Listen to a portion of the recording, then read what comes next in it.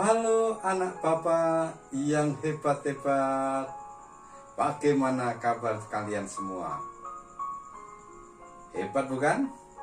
Iya, papa yakin dan percaya bahwa anak-anak kelas 4 adalah anak-anak yang hebat dan luar biasa. Oke, anak, kita akan kembali belajar tentang matematika. Namun, ada hal baru yang ingin bapak perkenalkan di sini. Ya, ini adalah salah satu tutup kepala yang dipakai oleh masyarakat yang tinggal di Bali, atau boleh dikatakan bahwa ini adalah tutup kepala yang dipakai oleh masyarakat Bali. Ini namanya udeng. Bentuknya seperti ini. Nah, anak-anak sering lihat di televisi bahwa ketika nyepi misalnya, masyarakat Bali biasa memakai pakaian adat seperti ini. Ini baru salah satu tutup kepalanya, udeng ini. Ya, oke. Anak-anak, terlepas dari apa yang bapak pakai, kita akan siap untuk belajar. Bagaimana? Sudah siap bukan? Memang luar biasa anak bapak ini, apalagi anak kelas 4 itu memang hebat. Oke, mari anak-anak, kita lanjutkan pembelajaran kita. Semoga anak-anak sungguh siap.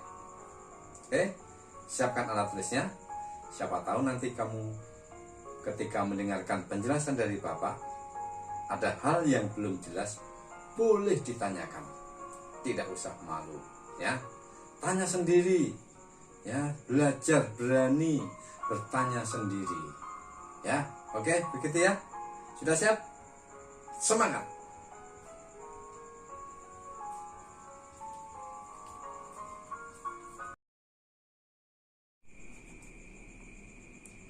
Halo anak-anak, selamat berjumpa kembali dengan bapak dalam pembelajaran matematika. Matematika itu mudah. Oke, kita mulai pembelajaran kita.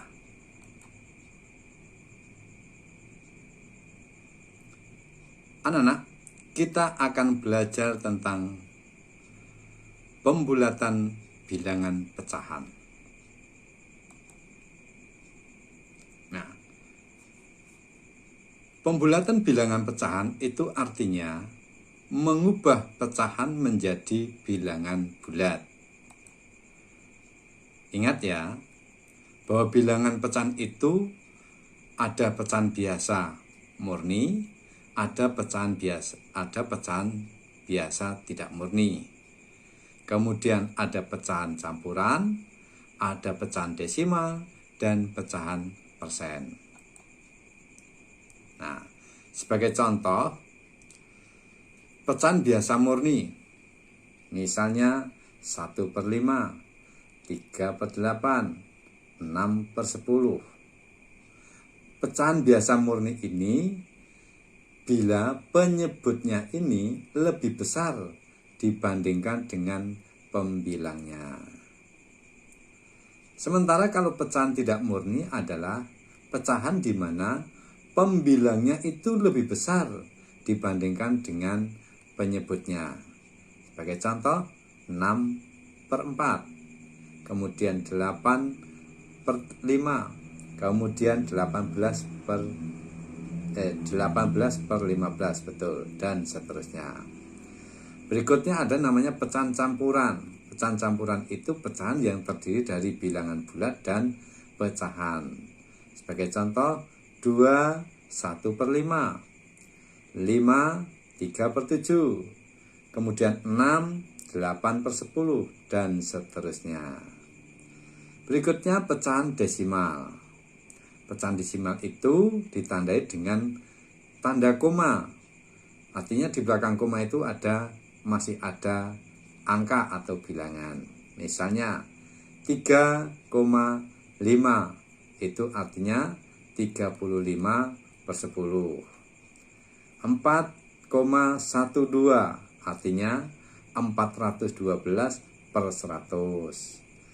5,124, artinya 5.124 per 1000, dan seterusnya. Berikutnya pecahan persen, yaitu pecahan per 100, misalnya 6%, itu artinya 6 per 100. 10% itu artinya 10 per 100. 75% itu artinya 75 per 100, dan seterusnya. Oke, lanjut. Lalu bagaimana membulatkan pecahan? Yang pertama, membulatkan pecahan murni. Contoh 1. Bulatkan pecahan 4/5 ke satuan terdekat. Lihat garis bilangan ini. 0, 1/5, 2/5, 3/5, 4/5, 5/5, atau sama dengan 1. Yang 0 itu artinya 0/5. Oke. Nah, ternyata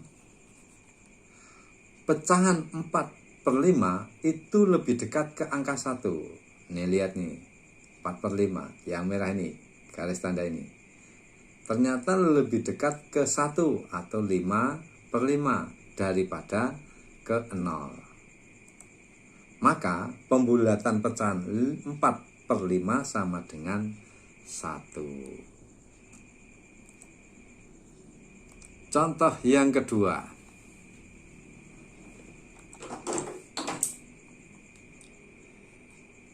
Bulatkan pecahan 3/8 ke satuan terdekat. Lihat garis bilangan ini. 0/8, 1/8, 2/8, 3/8, 4/8, 5/8, 6/8, 7/8, dan 1 atau 8/8. Nah, lihat garisnya. Ini 3/8. Kalau ke 0, bagaimana? Atau dibandingkan dengan yang ini, 3/8 ke angka 1. Ternyata lebih panjang yang mana? Nah, yang sebelah kanan ini kan, ternyata lebih dekat dengan yang 0 ini kan? Iya. Ternyata 3/8 ini lebih dekat ke angka berapa? 0 bila dibandingkan dengan angka 1. Maka 3/8 dibulatkan ke 0. Pembulatan pecahan tidak murni. Pecahan tidak murni itu apabila pembilangnya lebih besar daripada penyebutnya. Ingat yang tadi Bapak jelaskan? Iya. Bagaimana membulatkan pecahan tidak murni ya? Mungkin ada yang tahu? Baik, mari kita simak contoh berikut ini. Pecahan 8/6. Jika dibulatkan ke satuan terdekat, bilangan berapakah itu? Ingat, 8/6. Pembilang lebih besar daripada penyebutnya, maka ini termasuk pecahan tidak murni. Oke, lihat garis bilangan ini. 0/6 itu sama artinya 0. 1/6, 2/6, dan seterusnya. 6/6 sendiri adalah 1, dan 12/6 itu adalah 2. Nah, 8/6, mari kita lihat ke 6/6 atau ke angka 1. Bila dibandingkan dengan yang berikut ini, ke 12/6 atau angka 2, lebih dekat kemana? Ya, ternyata lebih dekat ke angka 1. Maka pecahan 8/6 lebih dekat ke angka 1 bila dibandingkan ke angka 2. Ya. Nah, maka pecahan 8/6 ya, satuan terdekatnya adalah 1. Mudah bukan? Bagus. Kita lihat contoh berikutnya. Contoh 2. Bulatkan pecahan 10/6 ke satuan terdekat. Lihat garis bilangan ini, masih sama garis bilangan yang Bapak buat. Ya. Oke. Nah, ternyata 10/6 ini lebih dekat ke 12/6 atau angka 2. Bila dibandingkan ke angka 1. Maka pecahan 10/6 satuan terdekatnya adalah 2. Nah, mudah bukan contoh yang kedua ini?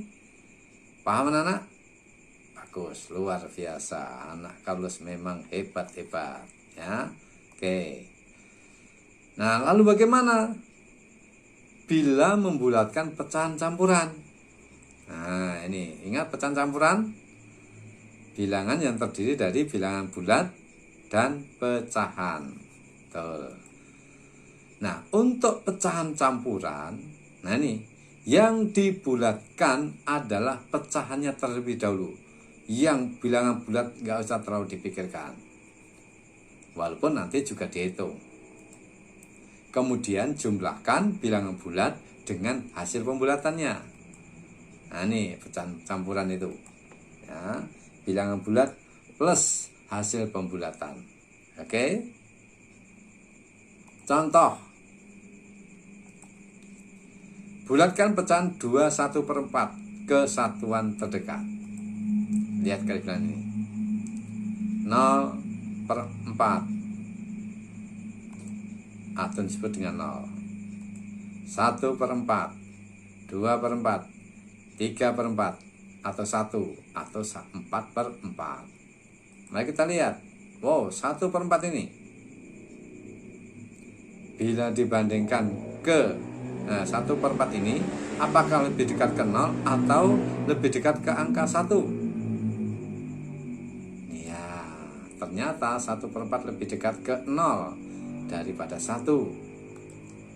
Nah, sekarang tinggal menjumlahkan 2 1/4 itu sama artinya 2 ditambah 1/4. Karena 1/4 itu lebih dekat ke 0, maka 2 1/4 sama dengan 2 ditambah 0 sama dengan 2. Paham? Bagus. Lanjutkan contoh yang kedua. Nah, lihat nih.